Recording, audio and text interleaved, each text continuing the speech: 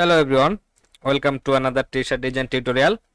So today I am going to do a little different here. Like, this is not a regular t-shirt design, this is a request posted on Fiverr. Like, you have to send a buy request here, but here is an interesting thing that I wanted to share with you guys. The client is asking for a almost 8-bit type format prominently, so that means the font should be a 8-bit style. So what is a 8-bit font? If you search on Google like this 8-bit type font, you will find some links here, or you can go to this image, you will see. So these are called the 8-bit style font. I am using this Pixie Boy, this font, and there is tons of different fonts. Like, you can say that this is the gaming font. So this pixel style font, this is called the 8-bit or gaming style font or gaming font. You will find a tons of different font like this. You can use anyone, but these designs, this kind of font used to be, like, we use this kind of font in normal gaming type of designs. So I'm going to make a really basic gaming shirt here, so just to show you. So here I am using a font that is called the Pixie Boy, sorry. So this is the font name here. This font is the 8-bit or gaming style, this pixel style font. That is not pixel, but this is the style of the font anyway. So I am using this one. So in a design like this, where your client is asking for a specific style of font, like a college font, like a scripted font, or a bold font, or a western font, you have to understand those styles for creating designs for them. So I am going to use this simple text here, very common text, a gaming console here. This is a very common vector from Google, you can find it, and here is a color plate, like a vintage color plate. So what I am going to do here is I am going to select this one, go to image trace, and then make it 6 color.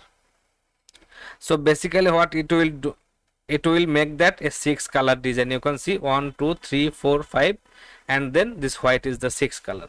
So if I expand it, it will no longer an image, this becomes a vector. If I click here on this group icon on my source panel, I can simply click OK. That will add these colors on my source panel. You can see this is how easily we can pick any color from any images. And then I am going to really make a simple design here. So I am going to, of course, focus on my this game text. I am going to break all of it because I just want to make this part really bigger, kind of this. Make sure that it is matching with the style of your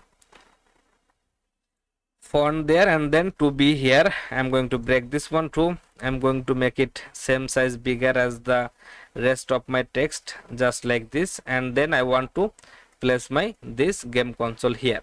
So not like that simple style, I wanted to create a little designing thing here I wanted to add. So I'm going to make it really small like this, maybe in this position, that is fine.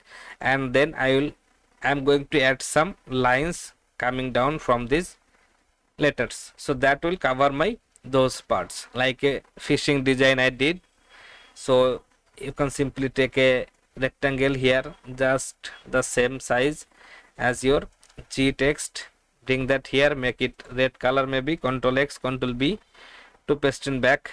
Then I'm going to bring a copy of that rectangle, make sure that it is completely matching with the other text. So simply I can make it like this, and then if it is missing from this part, I can fix it. And then I'm going to create another version of that, it is matching, and then another version here. You may have seen this kind of designs. And now I'm going to select all of them, and I'm going to align them just in this bottom position, vertical align bottom. So that will align them in the bottom. And then let's make them a bit up. This is the position. I'm going to change my these colors to each one in a separate color, just like this. And then it is done.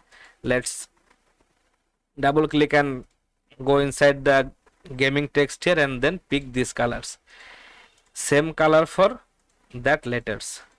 So it is going to perfectly match with the stripes here. And then for this part here, let's say I want to use this color, and then for this part I want to use this color.